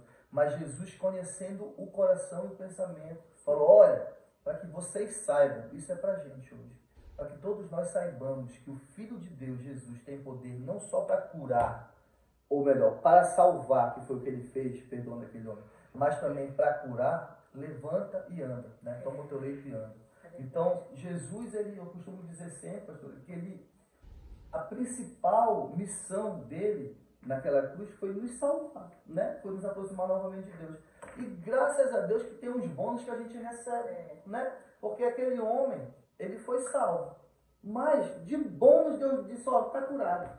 Porque o mais importante para ele era o quê? Ser salvo. Essa vida aqui é passageira. É verdade. Não é verdade? É verdade. Então a gente vê vários exemplos de Cristo na Bíblia, né? Quando ele estava ali naquele lugar, naquela praia, escrevendo no chão, e trouxeram a Maria Madalena, eu costumo dizer que ele estava, é coisa minha, tá vendo? Escrevendo uma nova história, porque nosso Jesus, nosso Deus, ele é especialista em mudar histórias, em escrever novos roteiros, né? Assim como ele fez na sua vida. Eu louvo a Deus pela sua presença aqui conosco. Amém. Agradeço imensamente, eu sei a correria, né, que nós temos aqui. E aonde você estiver, que você receba essa palavra, né? Já dei o convite aqui mais uma vez. Nossa igreja, Missão Ômega, fica bem ali em Vila Nova de Gaia, na rua de Moçambique, 147, bem em frente ao auditório de Gaia. Temos também aqui a igreja que a pastora também faz parte, que é em Paços de Ferreira, né? Paços de Ferreira é a sede lá, em Paços de Ferreira é a Assembleia de Deus, Madureira, Missão Portugal. Então, assim, nós temos 3 núcleos, né? 3 igrejas. Quando você colocar lá no Google, Assembleia de Deus, Madureira, Missão Portugal, já vai aparecer os 3 endereços da igreja. Então, você também é nosso convidado. Se você ficou curioso, quer conhecer um pouco mais sobre a pastora Joyce, faça uma visita, né, lá na igreja. Mas, para fechar, né, já foi, graças a Deus, falado, pregado aqui a palavra, mostrado que nosso Cristo tem realmente poder.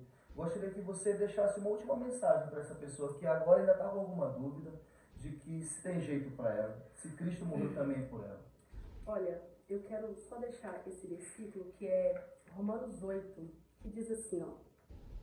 Agora, pois, já não existe nenhuma condenação para o cristão em Cristo Jesus, porque a lei do Espírito da vida em Cristo Jesus livrou você da lei do pecado e da morte. Porque aquilo que a lei não podia fazer, por causa da fraqueza da carne, isso Deus fez, enviando o seu próprio Filho em semelhança de carne pecaminosa e no que diz respeito ao pecado. E assim, Deus condenou o pecado na carne, a fim de que a exigência da lei se cumprisse em nós, que não vivemos segundo a carne, mas segundo o Espírito. Os que vivem segundo a carne inclinam para as coisas da carne, mas os que vivem segundo o Espírito inclinam para as coisas do Espírito. Então, há um jeito. Eu quero dizer para você que, por mais que você pode olhar para mim nesse momento e dizer assim, você está dizendo isso, mas, irmã Joyce, você não conhece meu problema. Você está dizendo isso, mas você não sabe o que eu estou passando. Realmente, meu irmão, realmente, minha irmã, eu não sei o que você está passando, mas Jesus sabe. E no tempo também de sofrimento, ninguém sabia. Eu não dizia nada para ninguém. Mas aonde superabundou o pecado, superabundou a graça de Deus. O que é, se o seu problema, a sua situação, ela é impossível, então você está no caminho certo de glorificar e exaltar o nome do Senhor. Por quê? Nós servimos o Deus do impossível. Porque o que é possível, cabe a você fazer. Porque Jesus, ele entrou na minha vida, na minha casa, no dia que eu estava ali totalmente drogada, cheia de cocaína no sangue, cheia de bebida alcoólica no sangue. E ali eu chamei ele e falei assim, olha para a minha situação. Meu problema é impossível, eu não tenho para onde ir, eu não tenho filho, eu não tenho pai, eu não tenho mãe, eu não tenho dinheiro, eu não tenho o que fazer. Ali foi o start. Se tem jeito para mim, também há jeito para você. Chama Jesus, entrega para ele e tudo mais ele fará. Essa palavra eu quero deixar. Aleluia, aleluia. Muito obrigado. Quero deixar aqui um forte abraço também para o marido da pastora Joyce, pastor Ronaldo. Olha, em breve vai estar aqui com a gente. Ele está aqui, gente, olhando aqui, olha. Orem pela vida dele. Ele é uma pessoa que honra o meu ministério, sabe? Você vê, tá aqui, ó, veio dirigindo, veio, me trouxe. Ele é o meu abençoado, ele tem abençoado o meu ministério, ele tem acreditado no meu chamado e a gente tem caminhado junto. Te amo, amor. Glória a Deus. Um abraço também a todos da nossa igreja. Agradeço muito por vocês estarem dando esse apoio pra gente, levar essa palavra longe. Um abraço pro pessoal aí de Passos de Ferreira também, né? Quero muito conhecer a igreja, já me falaram no Chico, foi a oportunidade ainda de ir, mas em breve estarei fazendo uma visita a esse povo de Deus abençoado também ali. Um forte abraço, pessoal, até domingo que vem. Tchau, tchau. Tchau, tchau, Deus abençoe.